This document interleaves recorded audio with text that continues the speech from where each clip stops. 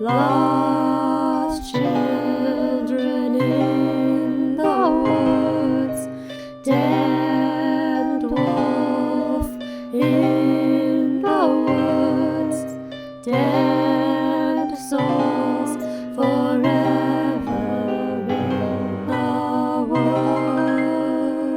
woods. Hello, everybody, and welcome back to Hallows Night. Mark Experience's Halloween special game. It is a small campaign in the style of Over the Garden Wall, where we play Babes in the Woods, which is a small RPG game written by Adam Vass and the World Champ Gaming Company, which is inspired by Over the Garden Wall and other similar modern fairy tales about young children being whisked away into other worlds, like Alice in Wonderland with the Wizard of Oz, etc. The original isekai. Come at me. Hot take. Edit that out in post. Jamie, edit this whole episode out in post. It's just gonna be an hour long of silence. Oh no. The camera comes in a heavily wooded area of the Hollow, a mysterious spanning forest that our children have found themselves trapped and lost inside. A place outside of space and time. We see something moving through the trees, running. We hear heavy panting and panic as a teen rushes through the woods as quickly as possible and dives down a small hill, rolling down and finding on the other side a cave in a stone outcropping. He rushes inside as quickly as possible. The camera pans away from the cave and we see a nice autumn breeze blow through the trees, dropping a few of the leaves off of their branches and blowing them over to a tall, spindly figure. We see a humanoid figure with long limbs, encased in a nice Victorian-era suit. His face is a wolf skull, and he has a red velvet top hat tilted to a jaunty angle. We see bits of grass and weed and wheat growing out from his collar and his sleeves, and the bottom of his pants and his shoes, and even from underneath his hat. He has a nice, exquisite silver cane that he is holding in one of his hands, and he whistles as he slowly walks down the small hill and begins approaching the cave. As he does, he almost seems to grow bigger than life as his form stretches outwards. We see tree roots growing out from the bottom of his pants and his shoes, and we see long branches seeping from his coat and his sleeves. Wheat, long and golden, begins spilling out from underneath his collar, forming a long, tall fan out behind him, and we see tree branches growing out and spiraling from the eye sockets of his skull, and as he stands, growing larger than life, covered in autumnal verdant, spewing from underneath his clothes, he reaches a ivy-covered claw into the cave. And we cut away to a small, cozy room filled with light music. We see our I almost said intrepid heroes. We see our lost children, the Anderson children, and their friend Oswin, the bat, asleep in a train car, surrounded by gentle music and the pleasing smell of pumpkin pie. Outside of the train windows, we see a beautiful orange-red forest passing by at a steady pace, and the area is pleasant enough, and this is where we come in. I would like you to describe your characters. Riley, first and foremost, the heck? I'm actually curbing my language for this one. The heck? Yeah, we're gonna also, because this is like a kid's story book sort of feel, we're gonna try to have no swears. Okay. Jamie, cut all of this out in post. Yeah. I guess I'll go first then. Jamie, cut the spooky cutscene out in post. No. Sorry. Oswin, how about you introduce yourself as you wake up first? Yes. Oswin, he looks like a little fruit bat that's wearing a striped bow tie that looks like 2 pieces of candy corn put tip to tip. He's my character. He's technically a 10-year-old boy who was transformed into a bat during his time in the forest. He's been in the forest for a little while. He's not entirely sure how long, but I think we established it couldn't have been more than like a week. No, we said you'd been there for a while. A while. We But said time it is hadn't weird been in a the year, forest. but it'd been yeah. You thought you had only been here for about a week, but you'd been Yeah. here for you, like it felt like a couple months maybe. Like not quite a year, but around there. I'll go. Okay. Yeah. Okay, so my character is Tommy Anderson. He is the little kid. He is like, how old did we say he was? I didn't write it don't down? remember us specifying an 6. age. Yeah, Okay. about It's on there your is what- sheet. yeah. Oh, I Lovely. just got off from work. Let me be. He's 6 years old, and he is a very friendly kid, but he kind of also likes kind of some of the weirder stuff. He will go out and, like, if he thinks a leaf is cool, he'll pick up worms and such. He looks like a little cherub from like Renaissance paintings, like the little cherub Renaissance paintings, because I know those aren't actually what cherubs look like, but that's what he looks like, but with like blonde hair. And I remembered, am I still in the pumpkin costume, or is You that are changed? absolutely still in the pumpkin outfit. Yes! Okay, because I wasn't sure, because I thought Tommy had to change, but... No, we put a white poncho over the pumpkin. Oh yeah, so he's in a cute little pumpkin costume with a white poncho over it, because you can bet your ass he still hasn't taken it off. I think we've taken them off. No. Your costumes? You're back in your costumes. You've just taken off the wedding outfits. Well, Tommy's poncho was over his costume. Carol would have taken it off. Damn it. Yeah. The wedding's over, Reese. Let me wear the poncho! It's gonna be so hot in there for Tommy. Eh. Alright, you good? Mm-hmm. Reese? I'm done, yeah. Okay. I am playing Carol Anderson. She is 14, the older sister of Tommy. She is wearing those plasticky cloth cotton king's robes with a horrible plastic golden red scepter. She has like the white and plasticky gold tunic with a red robe with fake speckled white and black fluff around the collar and a matching king's crown, like English king's crown on her head. Yeah. And she's also got the blonde hair and the blue eyes that Tommy has. She also wears thick, square-ish glasses. Mm-hmm. Okay, and you are all slowly coming to on a train that you got on previously. Yeah. Oswin is currently hanging on to the side of Tommy's pumpkin outfit. Did Oswin tell us where he got the tickets? Not last time. Well, we didn't really establish Yeah. an ending. We can say that Oswin did now if you would Oswin like. definitely would have been like, Scary Wolfman gave me a ticket. You probably told that to us after we got on the train, because Yeah. Carol's like, a freaky wolfman? Why are we on this train? You got on the train and Carol's like, by the way, Oswin, where'd you get the tickets? Don't worry about it. Meanwhile, Tommy's just humming and kicking his little feet.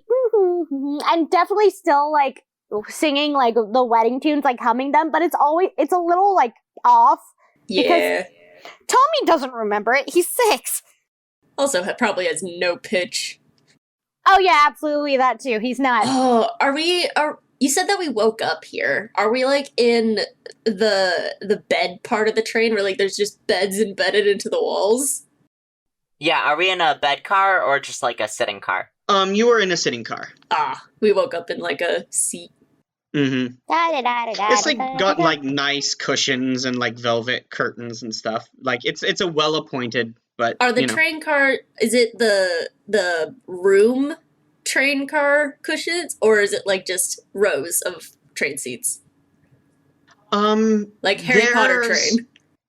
Yeah, it's closer to like a Harry Potter train, but it takes up the whole this isn't a very large train.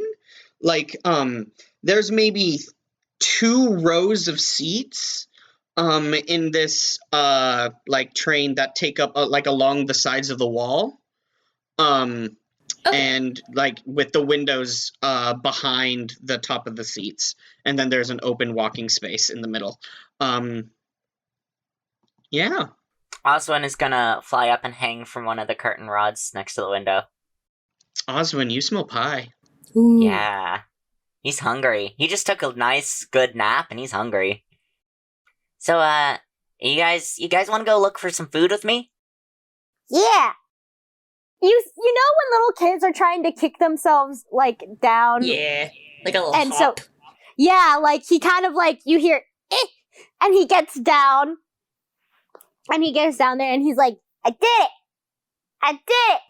Good job, Incredible. Tommy. I think in the meantime, we should also be keeping an eye out for maybe a conductor or an employee so we can figure out where we're going. As you say that, a deep rumbling voice comes over a speaker system. Ladies and gentlemen, the train is proceeding on time. We will be arriving at our destination in a mere matter of moments. Thank you for your patience. Please leave baggage unattended. Wait, that's not right. You know what? In this world, it might be right. Other way around. Would the food car be in the behind or in front of us? Let's go find out! We can't just split ways. We gotta find out which way the pie is. There are 2 doors, one at the top of the train carriage that you're in, and one at the back. I mean, I'd assume we know which direction we came in from, right? You don't really remember. You're right. We just teleported to this train. You remember sitting at a train station and hearing an announcement saying that the train would be pulling up soon? And then, but you kind of, woke up and you're like, oh man, we must have, dozed off after we got on. And We were That's so where you're at. tired after that wedding. you kids partied. Tommy Tommy did hard time. I was gonna say Tommy was in jail. I'm gonna say Tommy goes, Aswin, can you follow your nose? Follow your nose. Find the pie. Yeah. Is that a thing I can roll for, Riley? Sure, man. Osmond, if you want to roll Gander... Can I roll Forest Expert? No, Forest Expert is not It's relevant about in knowing this where case. we're going, right? So if we want to know how to get to the train car...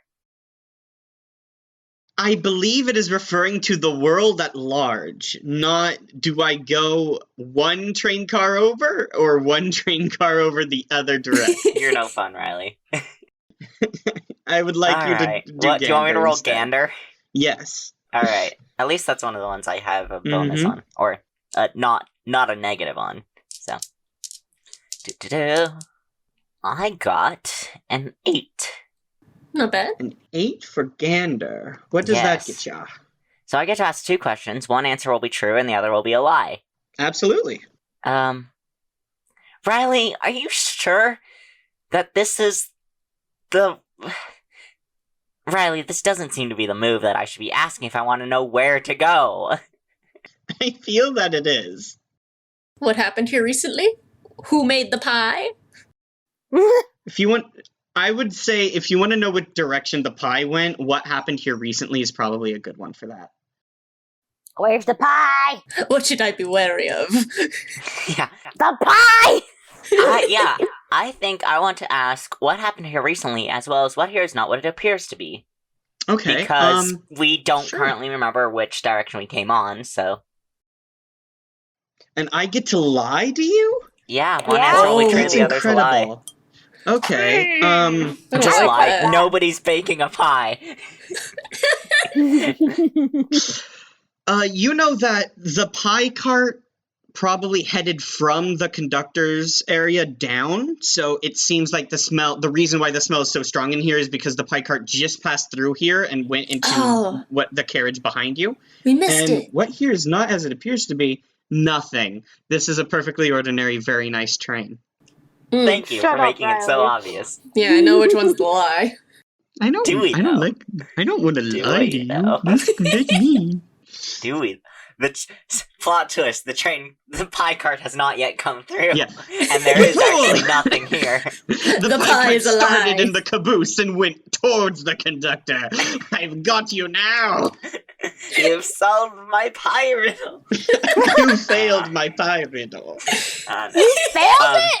Oswin kind of sniffs from his perch on the curtain rod, and he's like, I think they're headed that way. Maybe we can catch up to them. Well, that's kind of in the opposite direction of the conductor. Why do you want to go see the conductor anyways?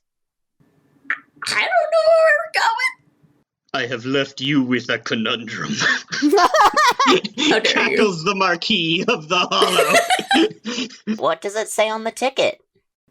Do we still have the tickets? You guys start patting around for the tickets. You don't know where they are. By the way, guys, Tommy's already started following the pie.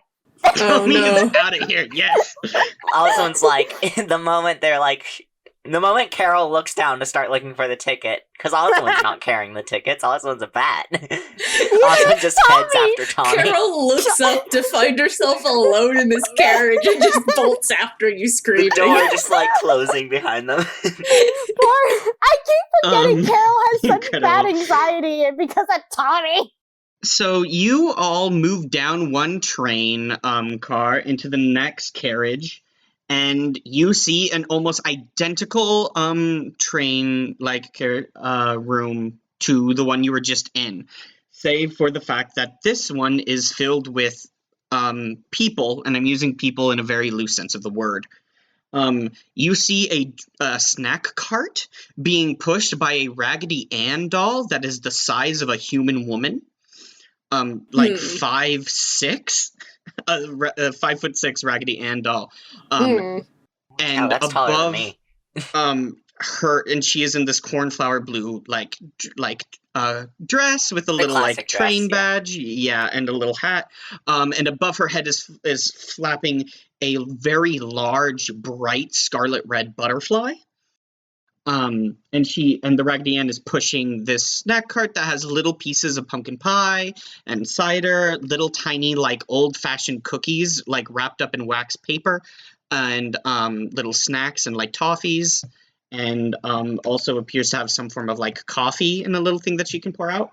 At the very back is what appears to be a teenage boy who is dressed in old he's dressed like a Newsies, where he has the little paperboy cap that he's pushed down in front of his eyes. He has tousled reddish brown hair that's kind of messy. He has a toothpick sticking out of his mouth, and he has a little plaid jacket and waistcoat and baggy trousers, those really high old-fashioned socks.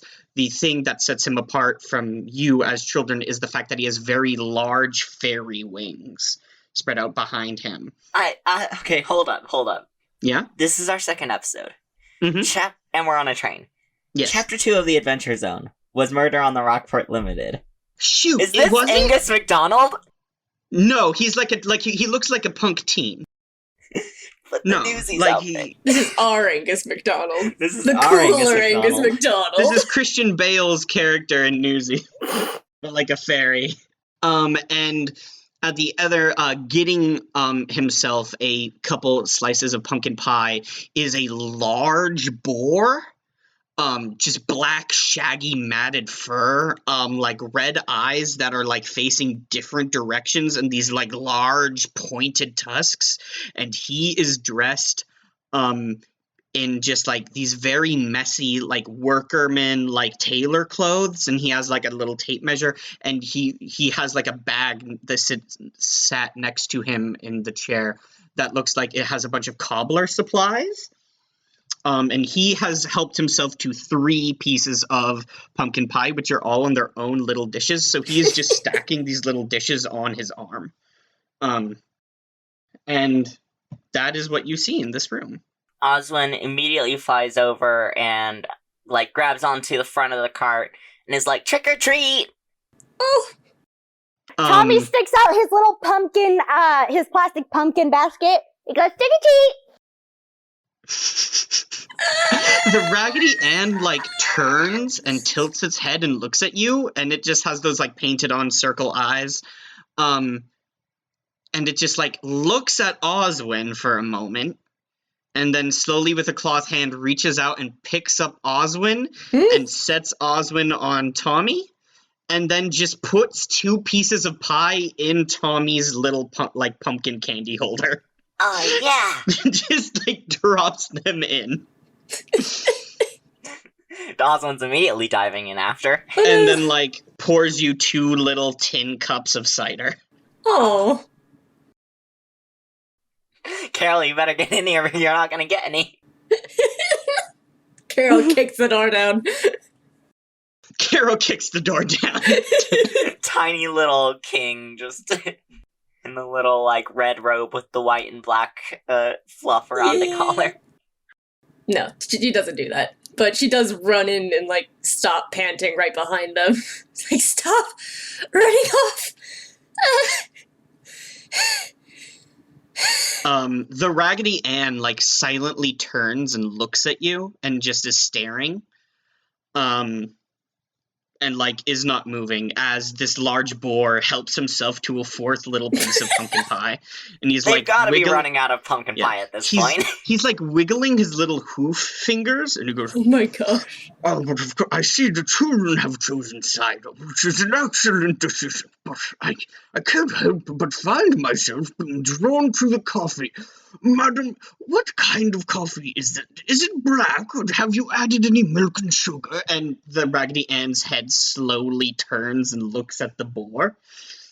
And the little butterfly flaps down and lands on the Raggedy Ann's head and goes, Raggedy Ann can't answer you, and it's just black coffee. We have a little bit of milk and sugar if you'd like to add that, but it's just black. And he goes, right. Is there any extra charge if I were to take a small cup of coffee and a small cup of cider? And the butterfly very exasperatedly goes, "There's no charge. This is all complimentary by the Marquis. You're welcome to help yourself." And the boar goes, yes, of course. And he starts Swipes everything off the table into his lap. He takes a little tin cup of cider and he pours it into his giant mouth, and it's just like a drop.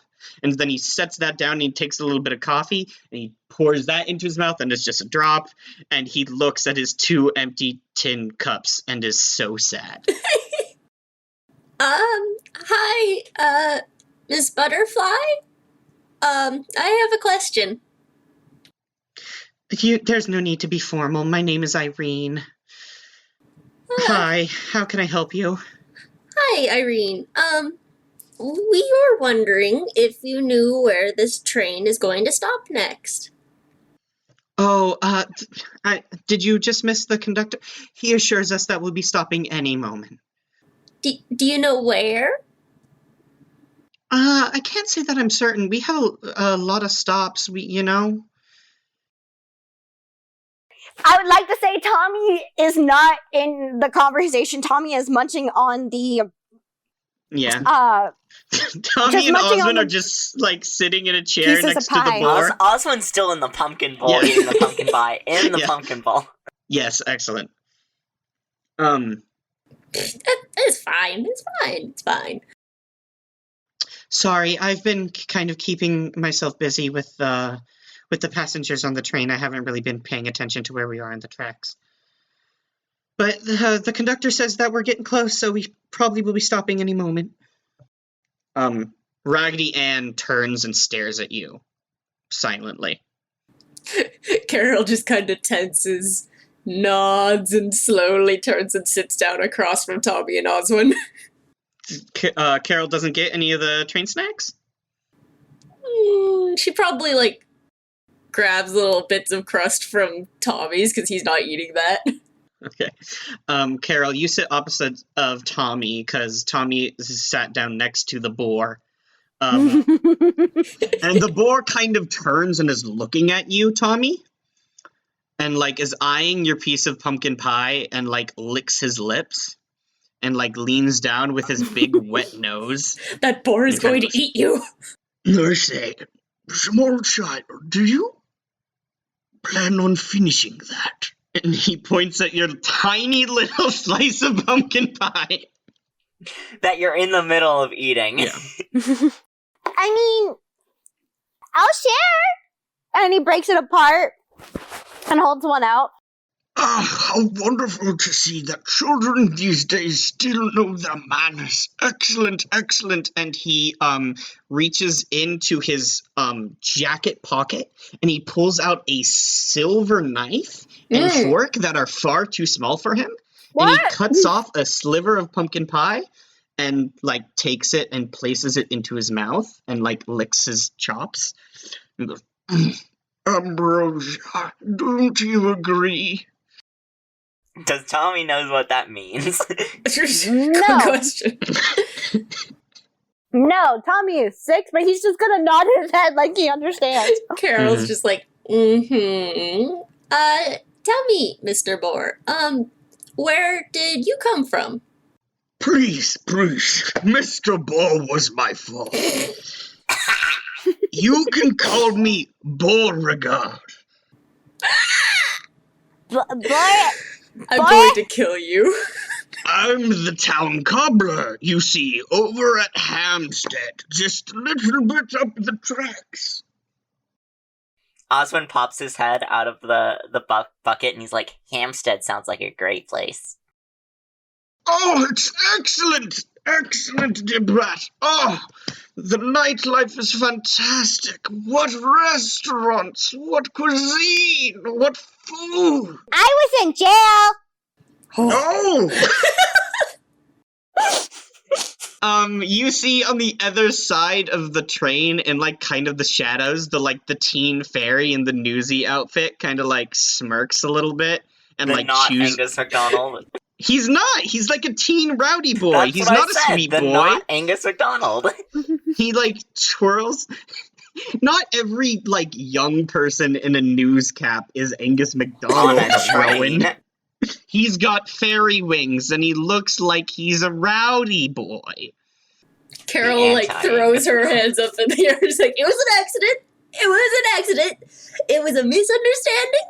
He wasn't actually in jail. Oh, how dreadful! Oh, how dreadful! What a shame that these things happen. I'm sure that what are they called? The little nutcracker men that run around, the Marquise men.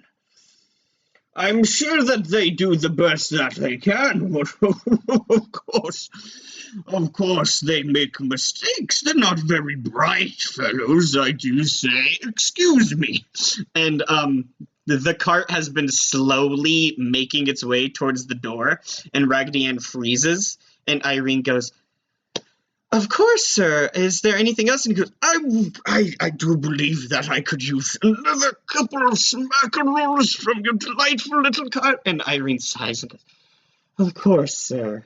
And slowly just walks backwards into the exact position that she was in, and he begins to take little plates of pie off again. Customer service Oh, at no. its finest. I was gonna say. Beauregard keeps talking. Do we understand what he's saying as he's eating food? No. He's like talking, and the little pieces of pie are small for children, so they are like nothing for this massive boar man. Ugh. Why are He, they like- so small? Like popcorn He's like pie. dropping them into his mouth. Why are they so small? They're little train snacks. Speaking of popcorn, is there kettle corn on the cart?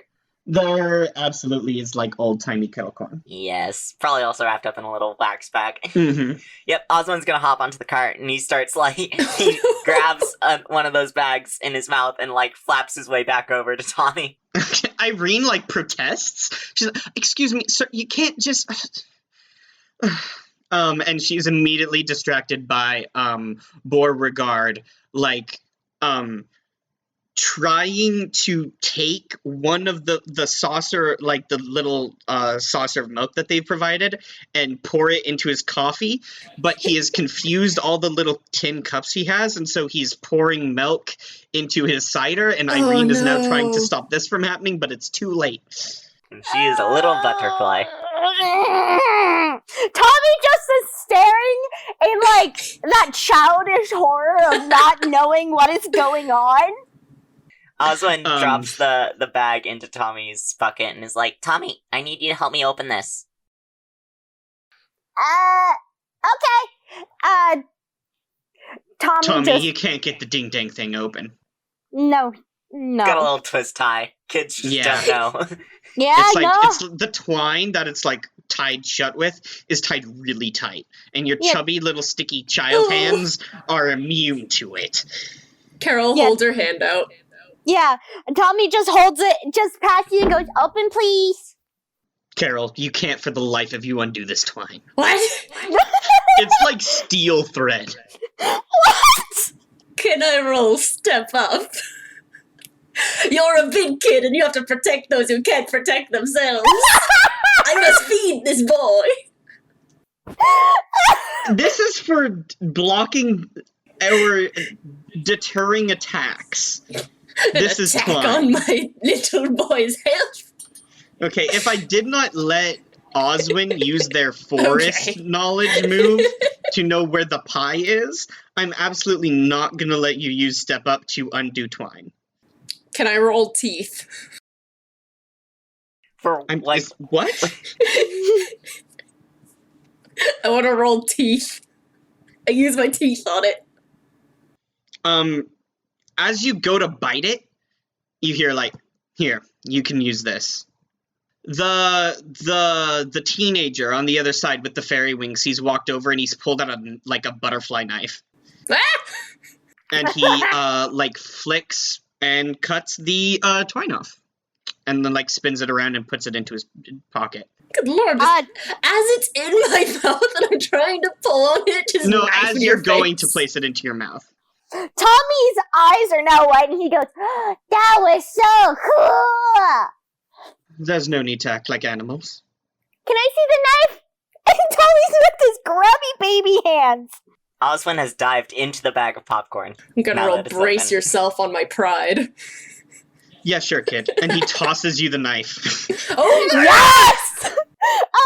Would I have to roll anything to to hold catch it? it? You catch it, it's closed. Okay. Okay. So Tommy just goes, "Ooh," and starts fiddling with it way too close to his face. You cannot figure out how to open this thing. Mm. Tommy is going to figure it out, damn it. Right. And he leans down and he like looks at you and he's like twisting the toothpick in his mouth and he goes, "There's a trick to it." And Tommy's just wide-eyed. Yeah? Tell me. I want to Flip it over. know. Tommy does that. If you do, you see like it has like wooden handles. Did I say butterfly knife? I'm describing a switchblade. I do not know why Yeah. I said butterfly knife. I was like, you Um, are describing a switchblade. Yeah, I don't know what I am doing. Wait, a there- butterfly knife, it has two handles that can flip around kind of like a yeah, multi-tool. no, I don't know why I said butterfly knife. I think it's because there's literally a butterfly in this scene. Yeah. But it is a switchblade. Butterfly there's, knives like, are so much cooler though. Yeah. There is on the on the wooden handle, there's like engraved a twisting pumpkin vine, and there are different Oh. pumpkins It's on your it. symbol, Tommy. And he's like, if you can figure out which order to rub your thumb across the pumpkins on, it'll just pop right open.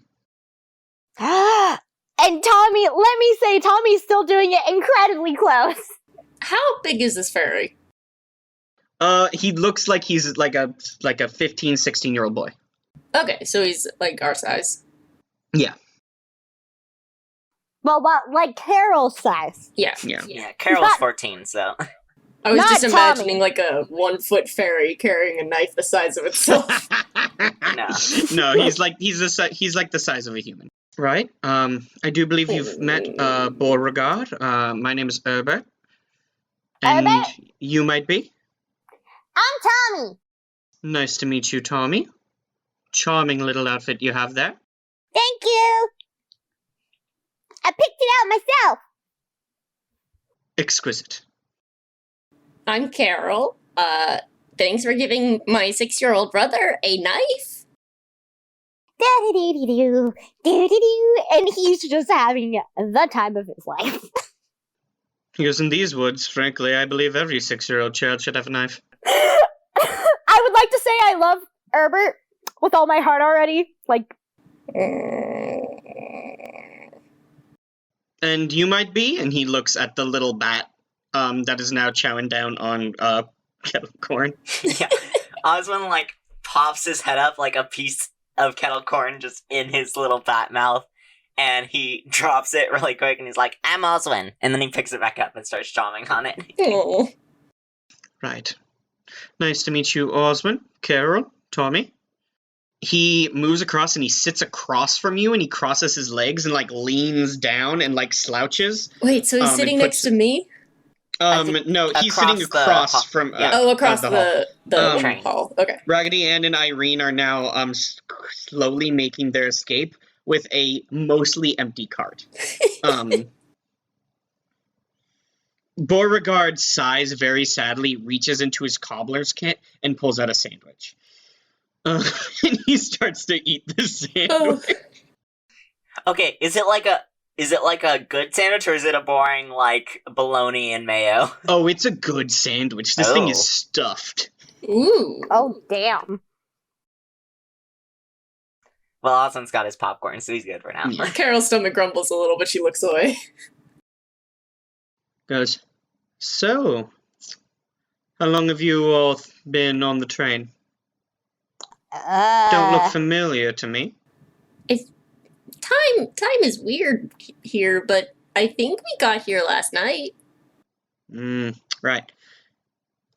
What stop are you getting off on? The next one? Ah, and when do you suppose that will be? The conductor said soon, so I assume soon. As you say that, the conductor's voice comes over the speaker system. Ladies and gentlemen, this is your conductor speaking. The train is running on schedule. I hope you have enjoyed the snack cart as provided by Raggedy Ann and Irene.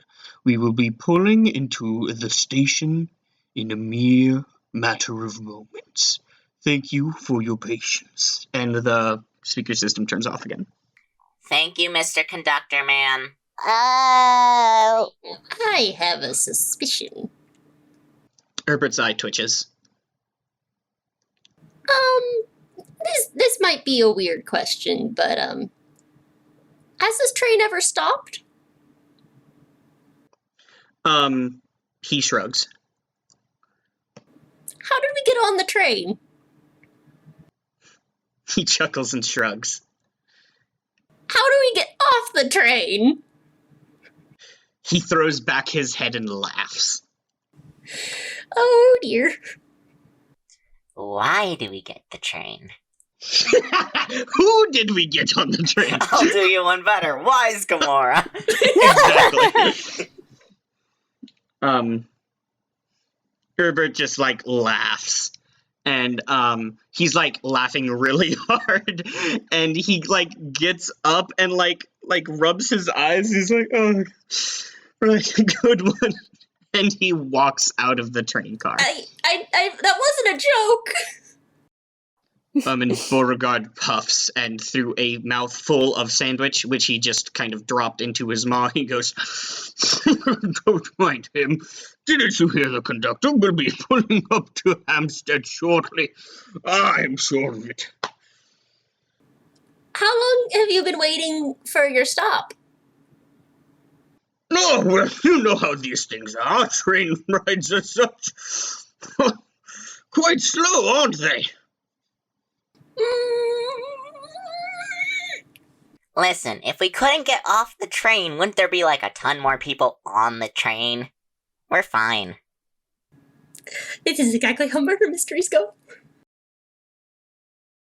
How what? Go what? It's fine. Carol like gets up and just starts pacing back and forth. She is freaking out.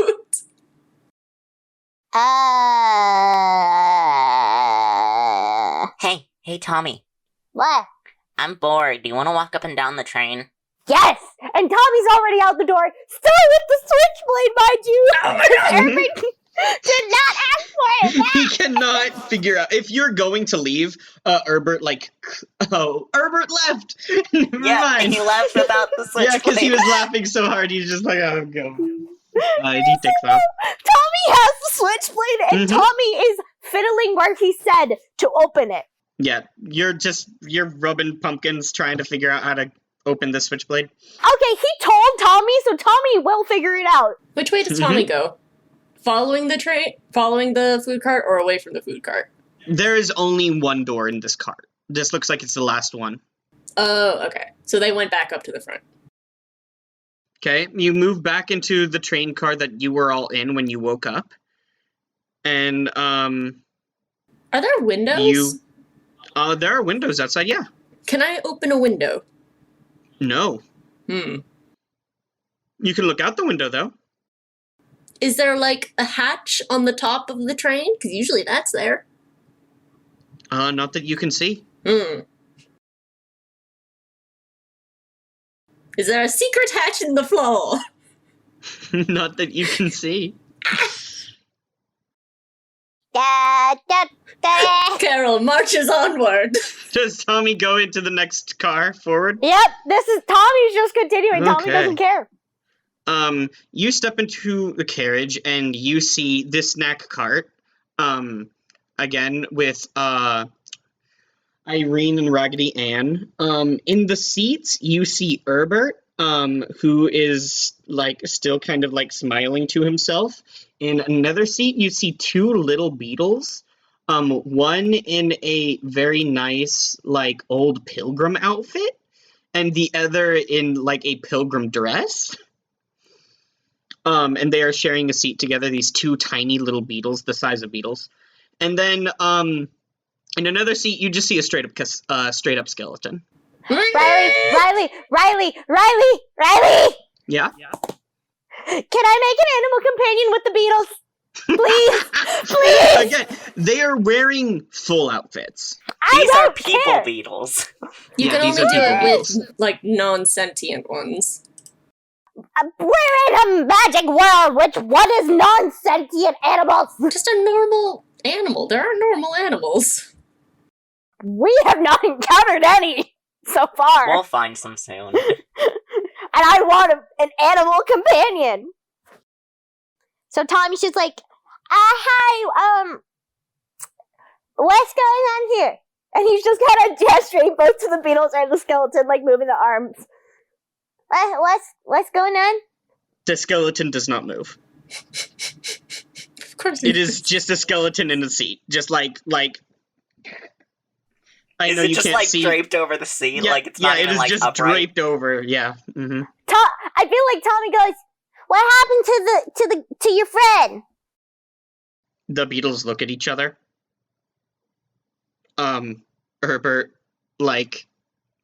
Herbert suddenly grows deadly serious and he leans forward and he steeples his hands in front of him and he goes, That is the skeleton of someone that was trapped on this train. Carol screams. Carol's not even in the room. Herbert and the skeleton burst out laughing. The skeleton straightens up and is like clapping its hands together. Tommy goes, Herbert, can you carry me through? Piggyback ride. Or, no, you have wings, not piggyback. Herbert Fireman picks ride! you up and sits you down on his shoulders. Yeah! And Tommy goes, woohoo! Which is great because Oswin's on top of Tommy, so Mhm. now we've got Yeah. So now you're both getting a ride from Herbert. Carol's gonna roll for sad. Carol rolled an 8. She's very sad.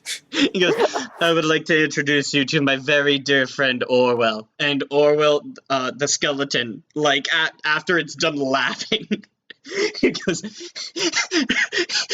right, yes, I'm so sorry, I couldn't resist. Oh, it gets them every time. It's a skeleton joke, right? It's a skeleton joke. I lay down, I pretend to be a skeleton. Oh, it's so good, yes. Oh, they fall for it every time. I am Orwell. It is a pleasure to meet you. I love Orwell so much. Orwell's great. The Oswald Jamie looks part at of me is like, yes, I love Orwell. Oswin looks over at Orwell and is like, Orwell, I know you're a skeleton, but you're not wearing a costume. It's Halloween. You're wearing nothing. Orwell looks down and, kind of stares down at his skeletal frame and looks back up and goes, right, yes, I do suppose that would make me naked now, wouldn't it? Do you need my pumpkin outfit? I have stuff like shirt and pants under. I don't believe it would fit, small pumpkin child. But I appreciate the offer. No, I prefer to be free. Feel the breeze on my bones, as it were. Oh my gosh. Okay, but Jamie, just the fact that I would like to say Reese thinks Herbert is sus as hell, but Tommy loves Herbert. But I also love Herbert. But I think Herbert It's is the sus same as hell. thing. It's the same but opposite thing with Orwell. Carol is terrified of Orwell, but I love Orwell. Like, I know something's up with Herbert, but I also still love him. And I know Tommy would adore him. Carol kind of just starts inching through the train car to the other end. You open the door, and on the other side is a big, steel. It's the engine of the train. It's the front where the steam Oh. locomotive is. That is only, a like, 3 3 train cars. car train. It absolutely is. And That is very small. the door is like this massive steel wrought door, and it has a tiny little slide that is shut on it. Carol knocks on it. After a moment, the little slide opens and you see a brilliant glowing blue eye about the size of the slide, like pushed up against the side, and it looks down at you. Hi, I was just wondering if we could talk for a moment. The eye blinks. Just for a moment, just for the comfort of the passengers, I just had a question that might clear something up. 'Cause, my friends were being all worried. Cuts to Tommy and Oswin, who are absolutely not worried. Having a horseback ride on Herbert. I was like, we're having the time of our lives. What do you want, child?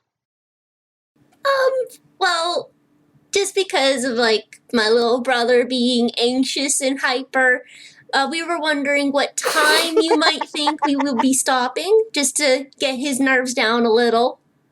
We will be pulling into the next stop in a matter of moments.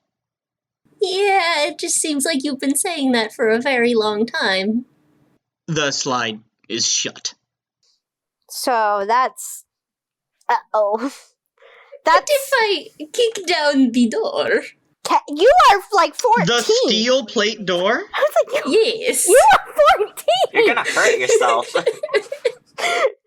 Unless you somehow know several different types of martial art, that's not gonna happen. Like, what? This is a very small train. It is really small. I will admit that's. I don't like this. Tommy's just enjoying the piggyback rides with Herbert. Tommy is Hell literally yeah. just like having the grandest of times. Herbert grows tired and is like, all right, and he tosses you down onto a chair, which you see like his stuff. He's got like an umbrella and like an old like duffel bag style, like almost Mary Poppins style bag. Oh my gosh. I love that. And Tommy's like, ooh, what's in the bag? He goes, right, well, do you promise to be very good? Yes, the only reason I was in jail is because the Nutcracker was mean. Right, do you promise to tell no one of what you see inside? Yeah. All right then. Come close. Tommy leans in. Oswin, are you also on Yeah. the pumpkin still? Okay. Yeah. And he goes, and I expect the oath of secrecy from you as well, Oswin. And he glances furtively to the left at the beetles that are making out on the chair. Oh my god! And he glances at the snack cart and Raggedy Ann and Irene, who are not really paying attention. And then he slowly zips open the bag, and he slowly tilts it over so you can look inside, and it is filled with leaves. Tommy goes, whoa! Wait, I love leaves! I love leaves! He goes, they are the prettiest fall leaves that I can come across. And he pulls one out and he twists it in his hand, and like it's these gorgeous, big, perfect, crunchy, not broken, just absolute perfect like fall autumn leaves that like fresh off the branch. Osmond's he's like okay, but also kind of disappointed because it Yeah. wasn't what he was expecting. No, Tommy is We were literally... expecting contraband. Yeah. Tommy is literally like wide-eyed. This is like I literally said for Tommy's the listeners. dream is to find the perfect leaf. I was gonna say in the listeners who are new. When I first did it, I just remembered Tommy loves looking for leaves and picking up like nice leaves and like all that. I know I said Tommy likes all that stuff, but I never specified. Tommy loves fall leaves. Oh my gosh. He goes, tell you what, I'll give you my favorite if you give me back my knife. Aww. Fine. Fair trade. Okay. And Tommy just hands Thank the knife back. goodness. He places the leaf he's twisting down back in the bag, and he starts to root around in it. And Tommy, the leaves are covering something in the bag. And then he pulls out a spectacular yellow golden leaf that is just turning red at the ends. So it looks a little bit like a feather or like a piece of fire almost, and it is perfect. It is big. It is crunchy. It is that like hard and twisted way, but it hasn't broken at all. It is perfect. And he reaches out his hand for the knife.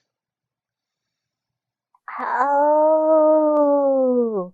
And then Tommy starts reaching out, and then Tommy goes, wait. As his focus is on Tommy, Osmond gets an idea and just yells, "Leaf pile!" and then dives towards the bag. Incredible, Oswin. That's gonna be a roll for sure. What am I rolling? Cause mischief. Yeah, let me check cause mischief. I mean, Does it be Yeah, a but- trap, a deception, you do or have cause another mischief. trick? but am I making up a scheme? I'm more just doing like a... Does harm? This is like the attack move. Oh, that's right. They describe harm as emotional harm too. So this doesn't necessarily have to be attacking him.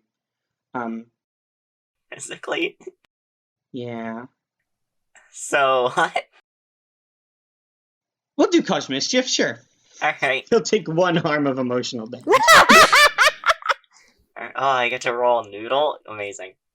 So I already described the plan. He's just gonna yell leaf pile and dive in. Because that's what Oswin likes to do.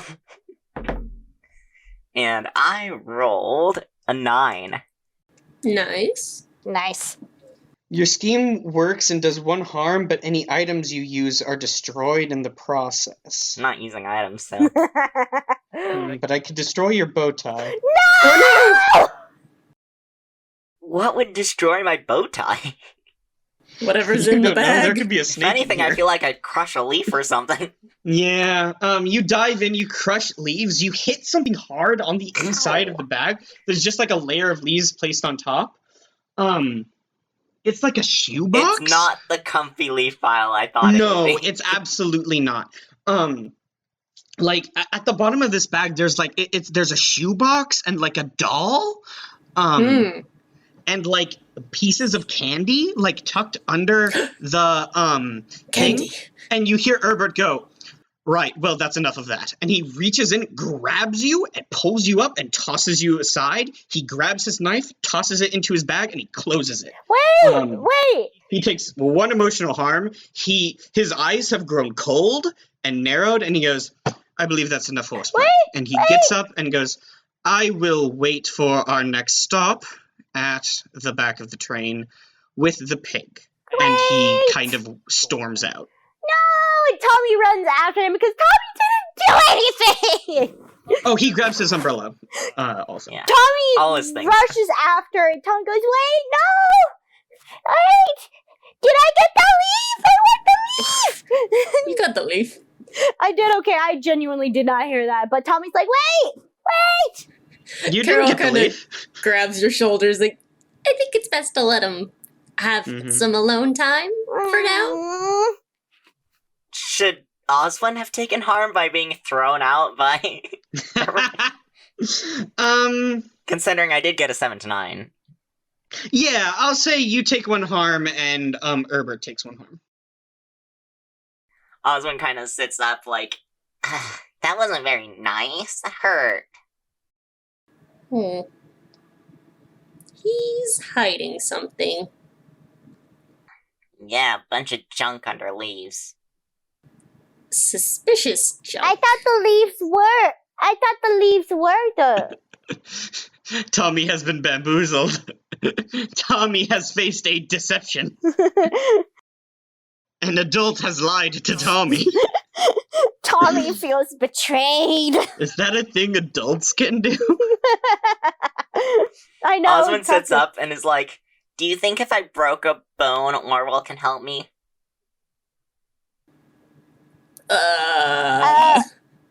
Orwell goes, "I'm sorry, what?" You know I don't just have free bones, right? Like, these are all mine. Okay, you guys all believe that there's something weird going on here, right? Tommy, it literally is looking like he's having the existential crisis, but he's sick. It's not just me, right? Again, Tommy is looking like his whole entire worldview has been shifted. Everything Oh. here is weird, and everyone's really mean, especially the Marquis. I know that. I've been here a little while. But there's something bad about this train. I thought Herbert was cool. I want to get off. Can I kick down a door? A window, I mean? I'm like, there's 3 doors. But... If you have like a hard item to take a crack at the I window have with. my staff. I was gonna Oh, yes you do, Isn't that sure. just like a plastic staff, though? It's plastic. It's hard enough to like take a whack at it without hurting Carol's arms, though, I'd say. I don't have an attack move, though. Yeah, when you roll, basic moves, you take a minus that you don't have, you take a -2 to them, Yeah. correct? Alright, I'd like you to Carol's roll. losing her mind, though. She's gonna do it anyway. Well, that's a 2. Oh. 2 total? Yep. You smack a window with your scepter and it reverbs. Like Let a me plastic see. bat, just bonk. I get to do something mean Oh now. no. Oh!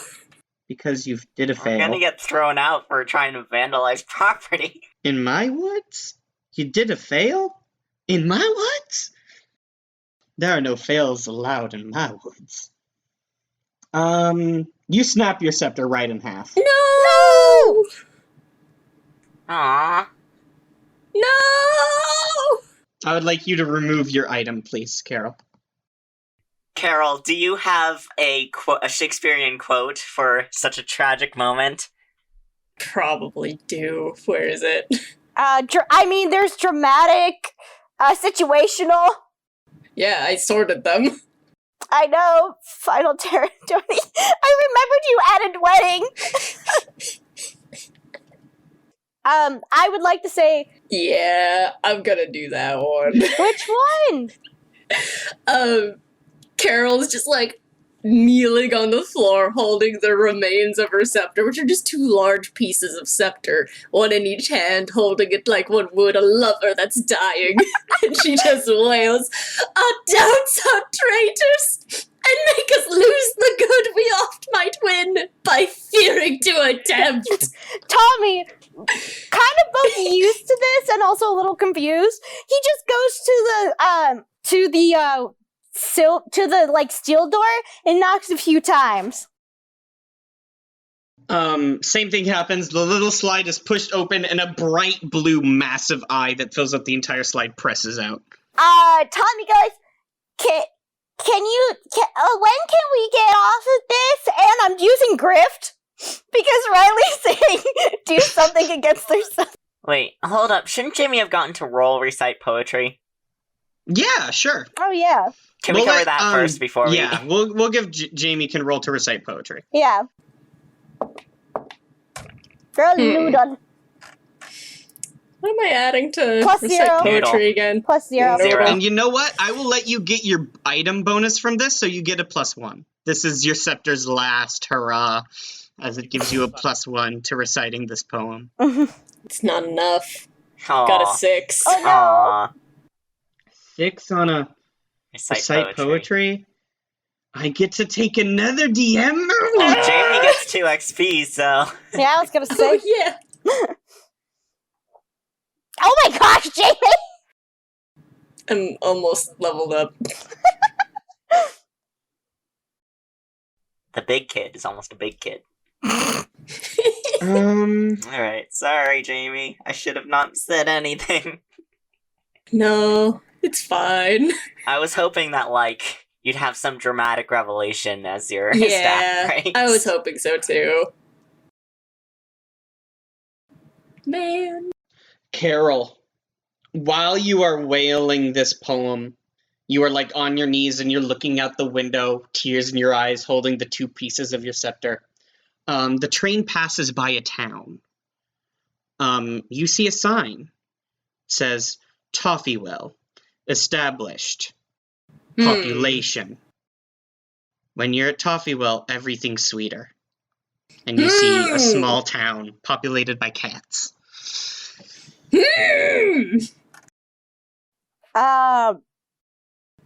Carol is no longer bawling. She is staring wide-eyed out the window and she's frozen. Grift. Yeah, and now we'll cut back to Tommy. So I'm gonna roll grift because Tommy is directly asking this can we get off? Like, Tommy wants to get off now. Tommy is upset. Tommy wants to go home. So hold on. Tommy is directly, so I'm rolling that, and that's, You're upholding my lie. well, right now, Tommy's upset. Tommy just got betrayed. Can Tommy get a +1 to this since I already Well, said that Tommy Tommy was nervous? Tommy has a +2 already. +3. Yeah, sure. Hell yeah. I'll count what happened last time as an aid. +3, that's an 11. Nice. It says they trust you and will do what you say as long as it doesn't endanger them directly. Tommy is asking if they themselves can get off, not hurting the eye. Hold still. The slide slams shut, and you hear the sounds of locks being undone and a heavy steel wheel being turned. From the outside, we see the door open, and then a large, furry black claw reach out, bigger than Tommy, gently pick up Tommy, and pull him into the conductor's room, and then the door closes.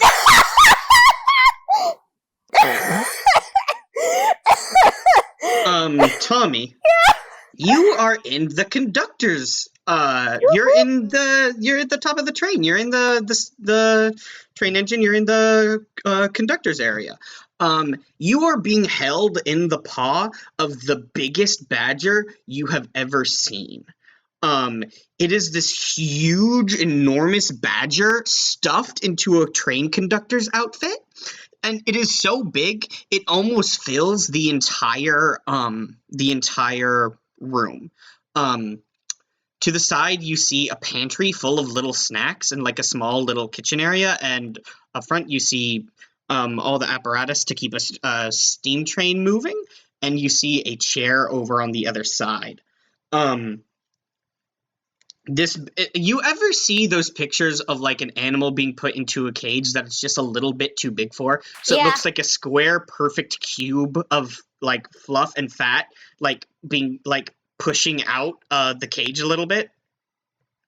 Yes. That's what this badger looks like, but for this entire train room. And it has these bright blue piercing eyes. And he is holding you in one of his hands. Can we get my sister and my friend? Patience is important, little one. And he boops your nose. Okay! And Tommy's so much happier now! It is my job to keep the train running on time. And he reaches into with his other hand, reaches into a container full of coal. He picks it up, he opens the furnace, and just with his hand, he puts the coal into the furnace. Whoa! And then pulls it out. And then, like, shakes the embers off of the fur of his hand. And he closes it. Oh my god, it's so cool! And he goes, "Child!" And he's, like, kind of tries to sit down, but it really, like, this area isn't big enough for him. So he just kind of, like, maneuvers his butt a little bit more underneath him. And he goes, "Child, it has been a long time since I've conversed with one as small and cute as yourself." And he tousles your hair. Thank you. Just... Do you know any songs? Perhaps a joke? Kinda, maybe. I'm 6, so I kinda know only a few. I don't know a lot. Knock knock. Who's there? Banana. Banana who? Knock knock. Who's there? Banana. Banana who?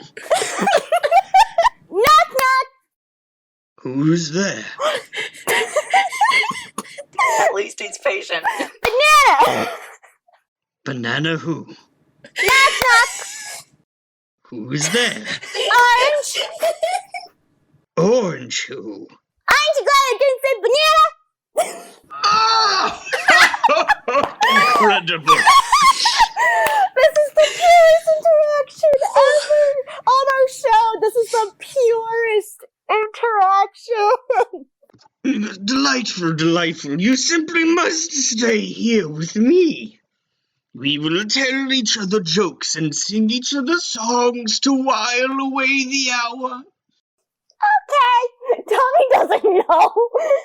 Okay. Okay. He leans in very close and he goes, "A ham sandwich walks into a bar and orders What's a beer." bar? What's a bar? Ah, quite. The bartender says, "I'm sorry, but we don't serve food here." Hey. What's a bar? Tommy's so caught up on the bar thing. Tommy doesn't know what a bar is. I'll try one more. And he's thinking, and he's thinking, and he goes, how about a song? Woo! And he starts to yodel. Oh no! And with that, we will cut back outside to Carol and Osmond. Whoo boy! Carol is freaking out. I was Yeah, I gonna assume say- Carol's like at the door. Mm-hmm. I was gonna say, Carol's like screaming Tommy's name. He cannot hear you over the yodeling. I assume we can hear the yodeling. Yeah, there's like a faint yodeling. Tommy! Tommy, oh god, they're torturing me! Tommy, can you hear me? Can you Orwell goes, oh dear, it started again. This happens with some level of frequency. He, like, sticks fingers into non-existent ears.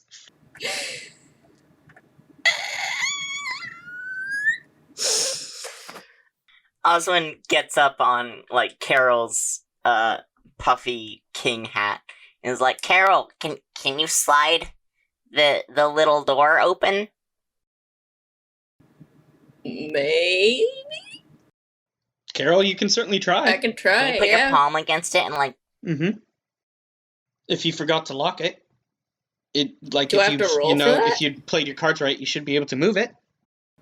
Yeah, I try. I was gonna say he was busy with a small child. I want this to be a roll, but I don't know what it would be. I'm tempted to make this another cause mischief. Okay. It's gonna be a -2 for me. Yeah, and this will be emotional harm to the conductor. Carol also has so much emotional harm. That is noodle great. That's a 5. Oh my Guess goodness. what? Carol leveled up. Oh my god. Incredible. yeah. Having This is fun tough, there man. deciding our fate. Yeah. Carol was the one that rolled bad, huh? Yeah. Oh, I know. Carol.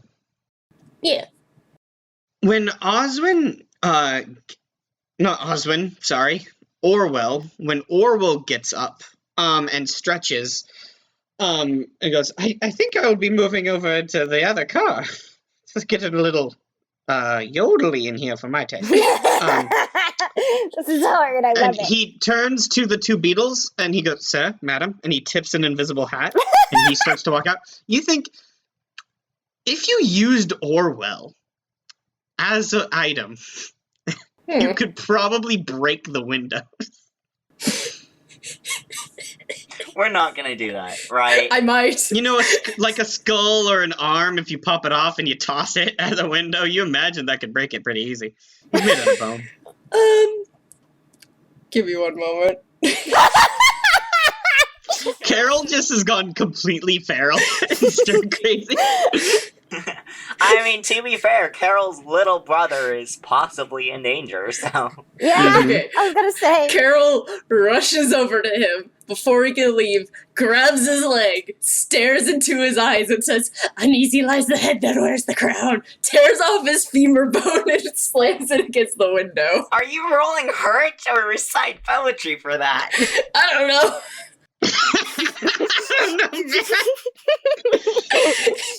Poetry is about revealing something, right?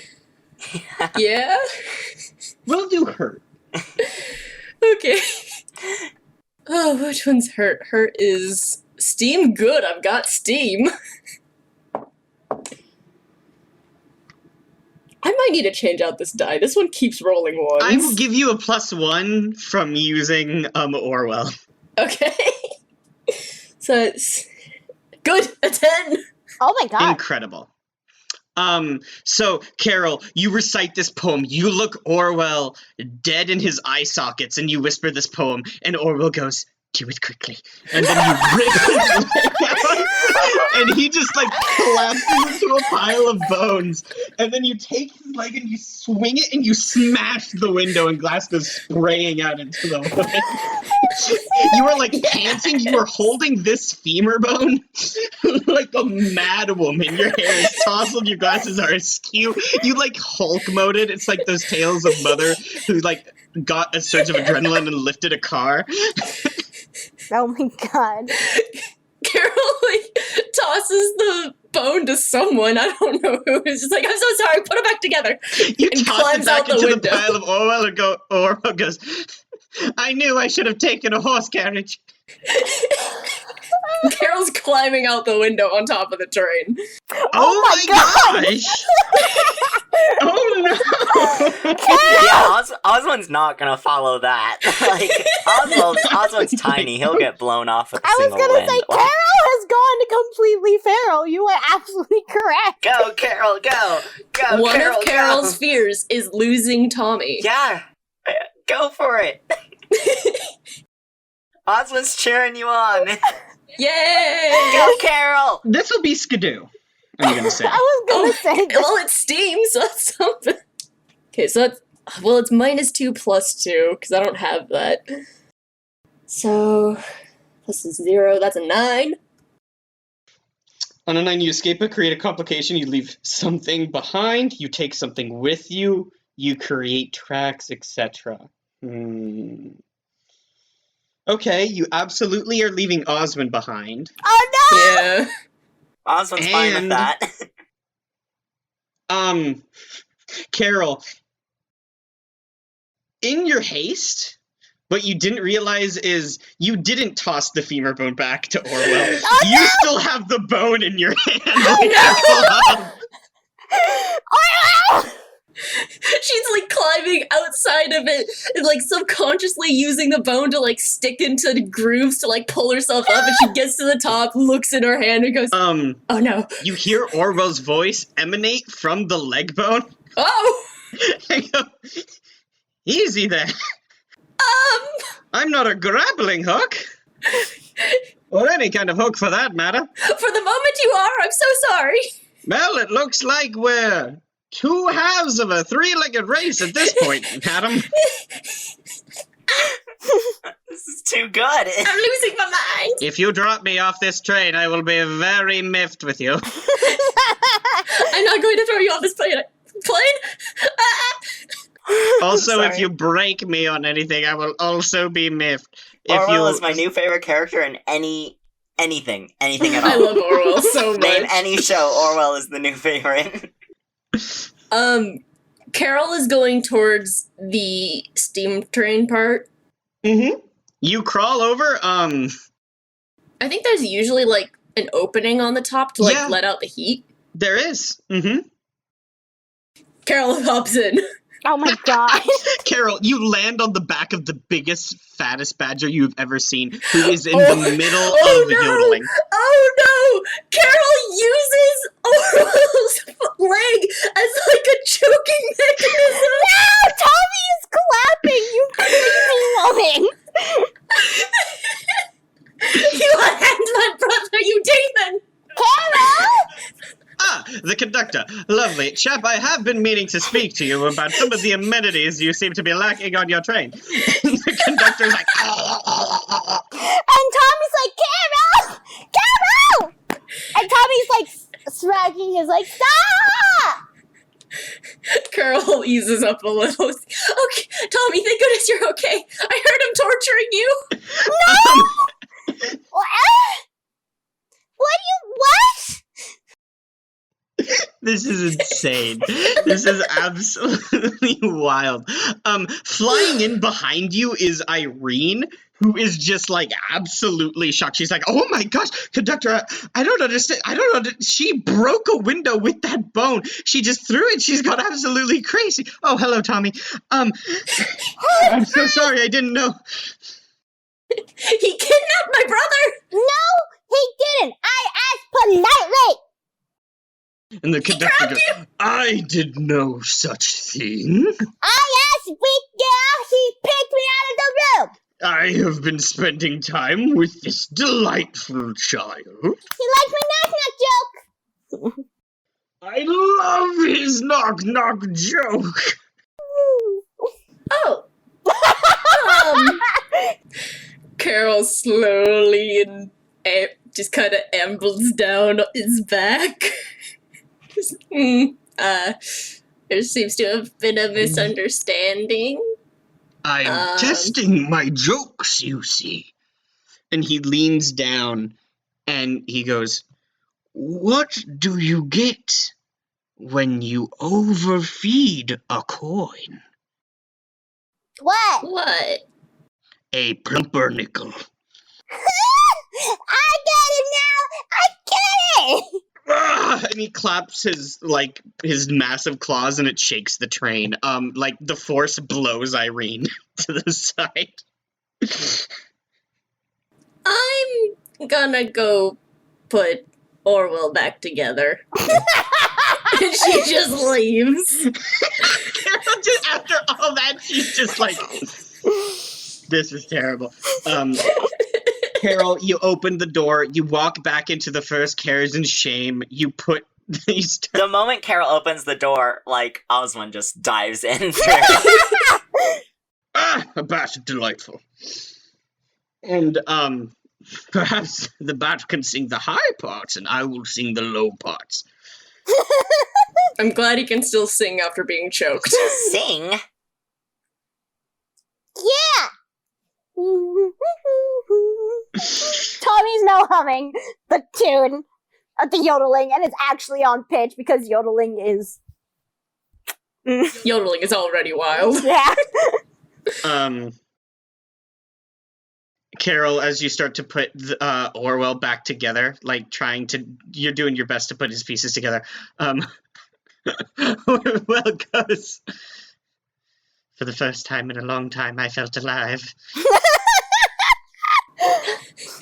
Oh no! I'm sorry I tore your leg off. Spur of the moment, you know. You were stricken with a madness. Yeah. I've seen it. I've seen it take hold of more level-headed men and women than you, my dear, in the mines. I've seen it. The madness. It takes them. Completely understandable. Meanwhile, in the conductor's train, the absolute best to have Osmond join him, Tommy, in a sing-along. Irene has been, mildly bullied into singing along. And so she is singing awkwardly. Raggedy Ann has now entered into the room and is slowly setting back up the snack cart. Osmond kind of runs out of breath with one of the notes and is like, "Alright, I'm done. Mr. Badger? I want to get off." Well, you'll have to get off at our next stop, I'm afraid. I can't stop the train. We need to run the train on time. Yeah, but if you never stop the train, there won't be a next stop. But if I stop the train, we'll be late. Late for what? I'm not sure. The Marquis, you see, he likes his trains to run on time. Very strict schedule. What's on time? Where are we going? To the next stop, I believe. But what's the next stop? Well, there's no need to let me check. And he turns and pressed against a wall, by his thigh is a piece of paper, and he tries to pull it out and it tears in half. And so he kind of pieces it. He's holding the top half he tore out up to his face, and he leans it over to one of his giant blue eyeballs. He's like, It says that we would be passing by Hampstead in a little bit. Well, it doesn't appear that we stop in Hampstead. Let me see. and he's fishing around, and he pulls out the rest of the piece of paper. And after that, we'd be going by Littlewood, and then after that, we'd be coming up on Toffywell, I believe. We just came from Toffywell. Yes, of course. And after Toffywell is Hampstead, and after Hampstead is Littlewood. And then what's after Littlewood again? I believe it would be Toffywell. But where are we stopping? He truly looks confused. He does not understand. Okay. Aslan, let me check. So, you have Toffywell, you have Hampstead, and you have Littlewood. So if we keep going back, those are the 3 stops. Where are we stopping, though? We go from Toffywood to Hampstead, but we don't stop in Hampstead, right? Right, Mr. Badger? He scratches his nose. Then from Hampstead, we don't stop, we go to Littlewood. But do we stop in Littlewood? No, we pass by Littlewood. We're Littlewood. expected to. So, but then after that, we go past Toffywell again. So where do we stop? Tommy, if you want to make a case for stopping the train, I would like you to roll grift, yeah. I have grift. Hell yeah! Okay. And since Osmond has been helping you, I'll give you a +1 to this. Hell yeah! Alright. That's a 12. Incredible. Right. They trust you and they will do what you say. This badger loves Tommy. Tommy is his you've favorite. already rolled grift. I had it written down that you had to get multiple successes on him. Yeah. That was a 12, you said? Yes, and the last one was Okay. an 11. So. All right, so that does it. Actually, he goes. Yeah, Tommy being adorable is what gets us through. Well, if it's an emergency, I suppose I could be made to stop at one of the places. I suppose, as long as it doesn't take too long. We can't delay the train. The Marquis will be very upset. I think at this point you're ahead of schedule. Would you need to be let off at Hampstead, or do you believe you'd need to be let down at Littlewood? Anywhere. Besides Toffywell. That's what I Tommy believe says. we'll be coming up on Hampstead. Okay. I'll stop the train. And he shoos you all out so he can turn. It appears that turning around is a difficult process for him. Would literally smash us against the door. Yeah, it would be a whole thing. And he pulls a lever, and the train comes to a screeching stop at a train stop in the very nice town of Hampstead. We should tell the boar that he's arrived. Yeah. Oh yeah. And Tommy goes, "Thank you, Mr. Badger. It was nice sitting with you." And he's waving. It was a pleasure to sing with you as well, little Tommy. What a delightful child. The walls of the train kind of make doors and open them. You see Beauregard, the cobbler, get up and kind of squeeze himself through the doorway, and he pops out and lands on the ground with his little bag and goes, Oh, of course. That's the lovely thing about the trains in the Marquis. The trains always run on time. Delightful. and he kind of hobbles off into Hampstead. We see Orwell, who kind of looks around and goes, I don't believe this is my stop, actually. And he sits back down. And the little beetles hop down, and they also crawl out. And we see in the back of the caboose, we see Herbert, who is slowly and tentatively getting off of the train with his duffel bag. How long has that kid been on here? He looks around, and kind of pushes up his hat for the first time, and takes the toothpick out of his mouth, and he goes, "Huh. Weird." And he Tommy tosses sees- the toothpick at the train, and he walks off. And Tommy sees Urban and he's like, "Liar!" So he shouts it. Osmond also joins in, meanie! Herbert looks back and like, what can I do? Because this is like our more child safe. He already he already flicked his toothpick at the train. Oh, you know what? He sticks his tongue out at the both of you. And like throws his hands to the side like, what are you gonna do? And then like turns around and walks off. Tommy starts trying to go after him. Carol, Tommy is like wiggling off of the train. As Tommy is tearing off, you hear a psst. Hey. What? You turn, on your shoulder is Irene, the red butterfly. And she goes, "I gotta get out of here. You can't leave me on this train." Carol slightly lifts up her hat to let her in.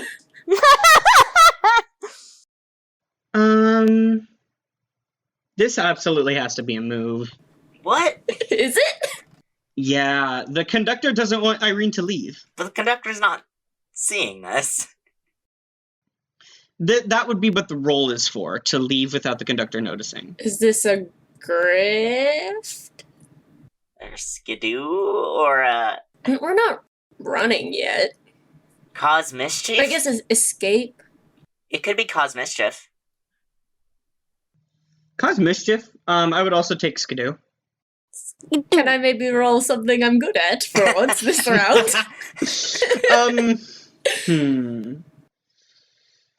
Oh, Carol. You can step up and protect the...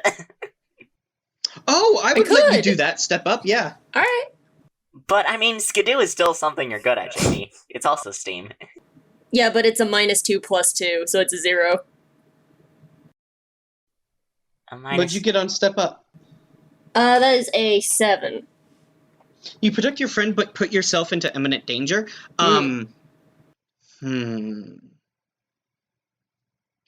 Okay, I'm gonna do classic DM's thing. I will let you sneak Irene off the train under your crown, but someone will notice that you did that. I can handle it, it's fine. Okay. You step off the train and you hear Irene whisper, "Thanks a lot. I really appreciate it." And with everyone off, the conductor goes, Right. Well, this has taken far too much time. We're several seconds behind schedule, and I would hate to... Marquis would have my hide." And he pulls the lever, and the doors, like, magic themselves back shut and then disappear into the wall, and the train, like, peels out of the station. Carol kind of waves after it. The train takes off. Somewhere in the wood, we see a figure, tall, lanky, skeletal, with a wolf-like head, bits of vegetation and plant life growing out from underneath his suit. He kind of like twists his head a little bit, and then he reaches his hand out, and we see one of the Hollow Guard, the Nutcracker creatures. This Nutcracker is painted to look like Frankenstein. It walks up and it places a clipboard in his hand, and he like scrolls down a list of names, and he's like, Let's see.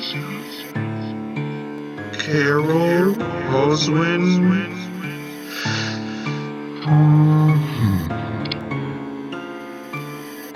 Herbert, Irene. Naughty Irene has left her post. and he kind of rubs his gloved hands together. and he hands it back to the Frankenstein Nutcracker. And he goes, Disobedient children will have to be dealt with. and then we cut back to our kids heading off into Hampstead, which is a very nice town in the woods, much bigger and much more fleshed out than Toffeewell. It's more of a town and not like a small village. And it is bustling. It is filled with boar people. Like, they're all these really big, like, pigs with tusks and very thick matted fur that are getting along. Carol, as you're walking, you lift up your crown, and out flutters this scarlet red butterfly. And she goes, "Thank you a lot. Sorry. My name is Irene." Hi. It's nice to properly meet you. I know we met on the train, but that wasn't really, Formalities. Yeah. I owe you. I've been stuck on that train for a really long time. No. You don't owe us. No, I mean, I'm seriously, thank you. And thank you, Tommy and Oswin. You convinced the conductor to stop the train. I haven't been able to do that.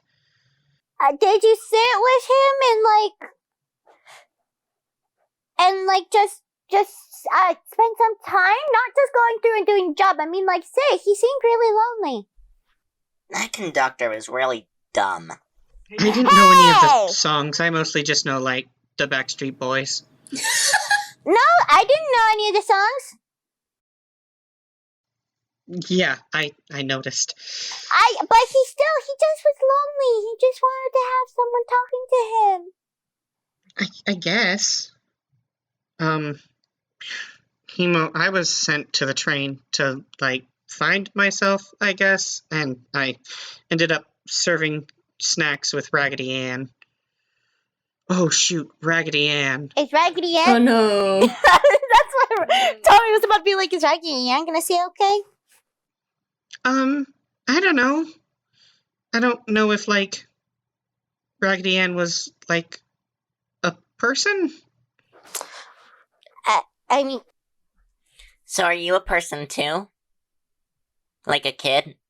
Yeah, I'm I'm a girl. Yeah, me too. Well, no, not a girl. I'm a boy. I'm a girl. What happened to you? I ate a pumpkin from a witch's garden when I was really hungry. And now I'm a bat. Well, now I don't want to say my thing. Go for it. I'm a pumpkin kid. No, you'll think it's stupid. No. This is a judgment-free zone. You saw what I did. I wish to be a butterfly. That's cool. That's fun. And then you got bored of it. No, I thought I could change back, but it's kind of a one wish, one ticket kind of deal. Wait. Where did you wish?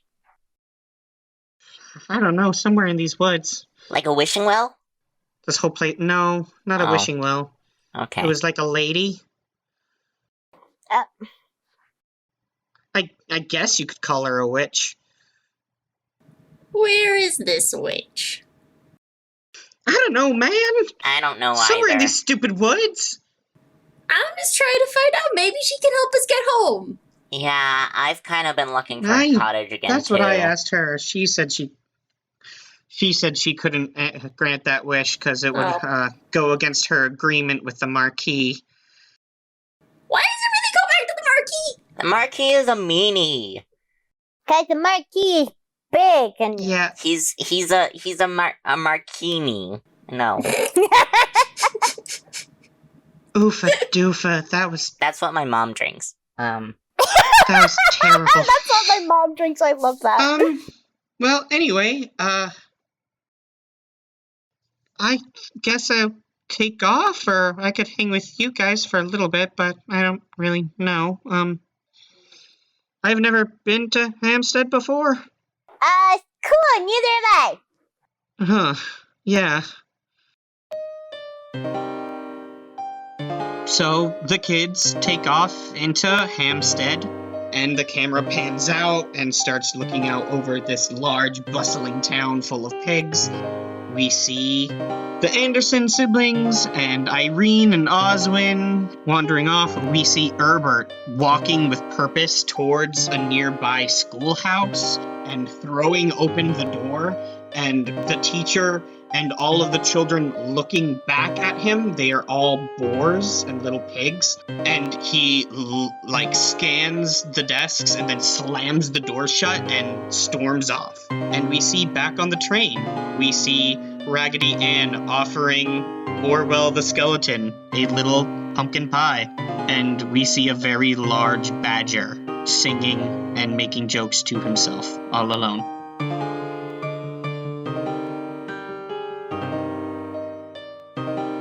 Hey Mark Experience listeners, it's end credits time. I know you love hearing this part, but I like to remind you guys that you can find us on Tumblr, Instagram, and even TikTok. And if you like to buy the music, you can buy it all at markexperience.bandcamp.com. We also have a constantly growing collection of merch at redbubble.com/people/mark-experience, where you can buy posters and shirts and stickers and all that. If you want to support your favorite editor and musician, you can head over to my Ko-fi account at ko-fi.com/Jamie Remy. That's spelled JAMIEREMY. Mark Experience can be located basically anywhere podcasts exist now, so you can listen wherever's easiest. See you next episode!